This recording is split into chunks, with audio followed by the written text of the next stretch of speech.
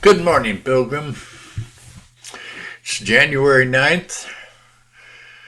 I've chosen today an undated sermon by Charles Haddon Spurgeon entitled No Illusion. And I'm going to record it on using this same old microphone that has been giving me a problem now for a couple of weeks. Making terrible noises. I've been trying to filter out the terrible noises, but there's still some there, so I've ordered a new one. $350. This recording stuff is not cheap. A lot more expensive stuff. This is kind of the middle of the road somewhere. But it's coming. It isn't here yet. It should be here today. Yeah, I had to order it from that company I hate to order anything from, Amazon. Those people that are trying to run the world. But what you gonna do in such a place as this world is? Seems like sometimes you gotta deal with the devil. At the same time praying for the Lord to protect you. But God will provide somehow so I can pay this thing. Had to charge it. Lord, provide. Charlie, he read from Acts 12:9. And wist not that it was true which was done by the angel, but thought he saw a vision. Yeah, the apostle thought he was seeing things. Peter's case was put into God's hands. The company that met at the house of Mary, the mother of Mark, they were appealing to the great advocate. That's an advocate with a capital A. That's Jesus. That's our Lord Jesus Christ, our Savior. Our advocate stands before God for us. If any man be in prison, we have an advocate with the Father, Jesus Christ the righteous. With their humble prayers and tears, they were pleading for their brother whose valuable life they could little afford to spare. For the infant church needed the apostles, at least for a season they needed them, as long as the Lord would let them have them. I think I hear them pleading one after the other. Lord, oh Lord, remember Peter.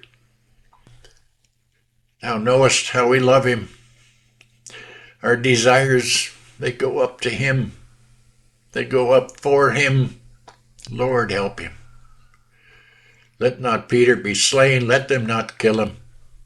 Let those murderers not have their way. Oh, take not away the prop from under us. Remove not the pillar from the wall. Take not the stone from its place. The Lord has heard their cries. He always does. Peter's cause is in God's hand. He will interfere in due course, in due time, his time. The assurance that prayer is heard is the earnest, the guarantee that prayer will be answered. The petition is accepted. Of course it is. Though no answer has yet been received. Wait. Faith. Well, we can leave it there. But see, brothers and sisters, Peter has been lying in prison the whole week. The Feast of Unleavened Bread is over. It is the last night. The evening has crept on. The dark hours have set in. It's midnight. The sun will soon be rising in a few more hours. Then where's Peter? Lord, if you don't interfere, if you don't do something, where's Peter? If thou come not now to help in his blood, shall make the populace of Jerusalem glad. those Christ haters so glad while they gloat and delight at his slaughter, as they've done with so many martyrs. Yeah, but just at that last, the darkest hour of the night, God's opportunity overtook man's extremity. Opportunity. The right time, the right place, the right season. Everything right for God to act.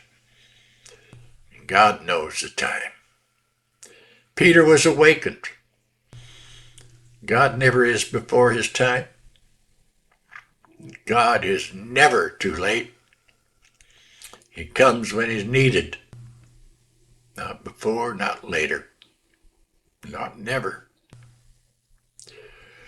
Pilgrim, many of our problems and much false doctrine, things such as evolution, that mass, instant sanctification, yeah, purgatory, annihilation, all these things illustrate the fact that God's thoughts and ways are much higher than ours. We aren't that smart. Isaiah 55, 8 through 9. For my thoughts are not your thoughts, neither are your ways my ways, declares the Lord. For the heavens are higher than the earth, so are my ways higher than your ways, my thoughts so much higher than your thoughts. Nah, we aren't so smart. God knows the time. He knows the seasons.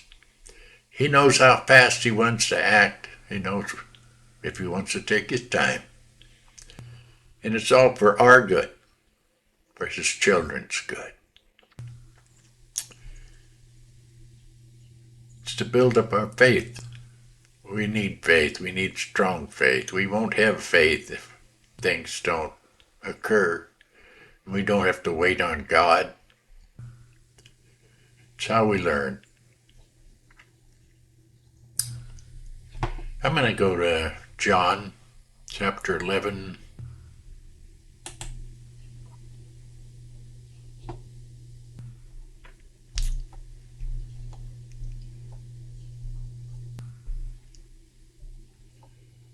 "38. Then Jesus, deeply moved again, came to the tomb. It was a cave, and a stone lay against it. Jesus said, 'Take away the stone.'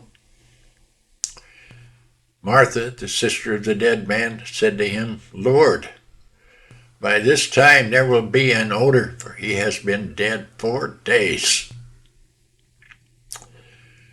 Jesus said to her, 'Did I not tell you that if you believed you would see the glory of God?' They took away the stone. Jesus lifted up his eyes and said, 'Father, I thank you that you've heard me. I knew that you always hear me, but I said this on account of the people standing around, that they may believe that you sent me.'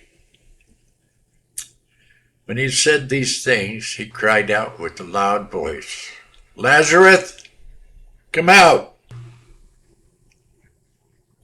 The man who had died, he came out, his hands and feet bound with linen strips and his face wrapped with a cloth. Jesus said to them, 'Unbind him, let him go.'" Yeah, I'm going to go back in that chapter.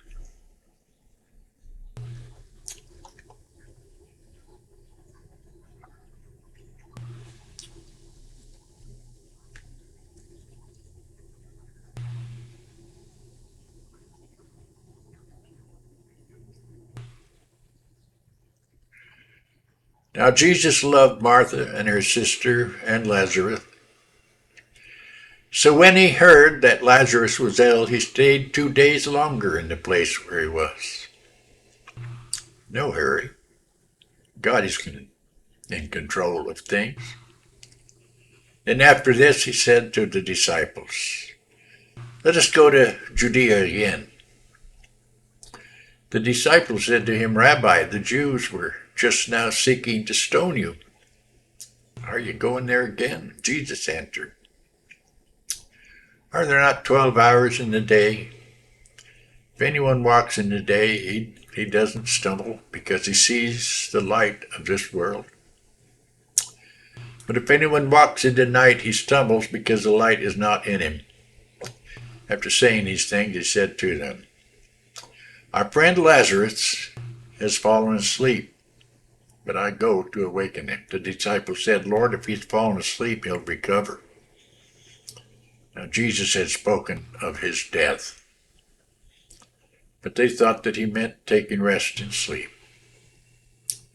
And Jesus told them plainly, "Lazarus has died. For your sake, I am glad that I was not there, so that you may believe. But let us go to him." This is all a faith thing. Let us have faith. So Thomas, called a twin, said to his fellow disciples, "Let us also go that we may die with them." Our thoughts are not as high as God's thoughts, are they? We don't know what God's doing till he's done it. Sometimes then we don't even know, do we? Now when Jesus came, he found that Lazarus had already been in the tomb 4 days. Bethany was near Jerusalem, about 2 miles off, and many of the Jews had come to Martha and Mary to console him concerning their brother. So when Martha heard that Jesus was coming, she went and met him. But Mary remained seated in the house. Martha said to Jesus, "Lord, if he had been here, my brother wouldn't have died. But even now I know that whatever you ask from God, God will give you." Jesus said to her, "Your brother will rise again." Testing Martha's faith again. Martha said to him, "I know that he will rise again in the resurrection on the last day." Jesus said to her, "I am the resurrection and the life. Whoever believes in me, though he die, yet shall he live, and everyone who lives and believes in me shall never die." Do you believe this, Pilgrim? Do you believe this? Brothers and sisters, do you believe this? Do you really, truly, deep in your heart and your mind and your soul, believe this? You shall never die. Do you believe this? She said to him, "Yes, Lord, I believe that you are the Christ, the Son of God, who is coming into the world." When she'd said this, she went and called her sister Mary, saying in private, "The teacher is here and is calling for you." And when she heard it, she rose quickly and went to him. Now Jesus had not yet come into the village, but was still in the place where Martha had met him. When the Jews were with her in the house, consoling her, saw Mary rise quickly and go out, they followed her, supposing that she was going to the tomb to weep there. Now when Mary came to where Jesus was, she saw him, she fell at his feet, saying to him, "Lord, if he had been here, my brother would not have died." When Jesus saw her weeping, and the Jews who had come with her also weeping, he was deeply moved in his spirit, greatly troubled. Not troubled about Lazarus, but troubled about the sorrow in the people he loved. Jesus sorrows when you sorrow. He hurts when you hurt. And he said, "Where have you laid him?" He said to him, "Lord, come and see." Jesus wept. So the Jews said, "See how he loved him." But some of them said, "Could not he who opened the eyes of the blind man also have kept this man from dying?" Questioning the Lord's love. How often do we question the Lord's love? Quite often, I should say, probably.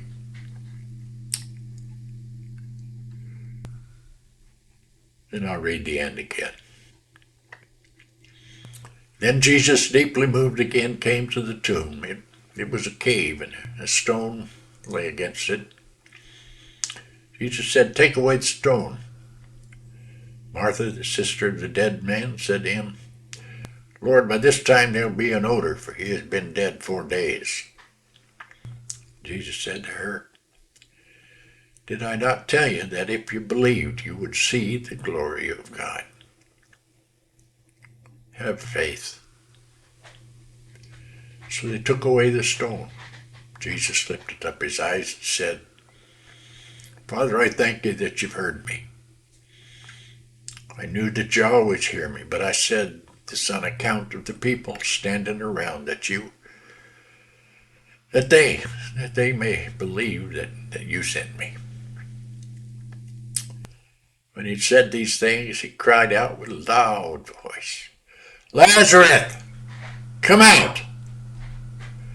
The man who died, he came out. His hands and his feet were bound with linen strips, and his face all wrapped up in the linen cloth. Jesus said to them, to the people standing around, "Unbind him and let him go."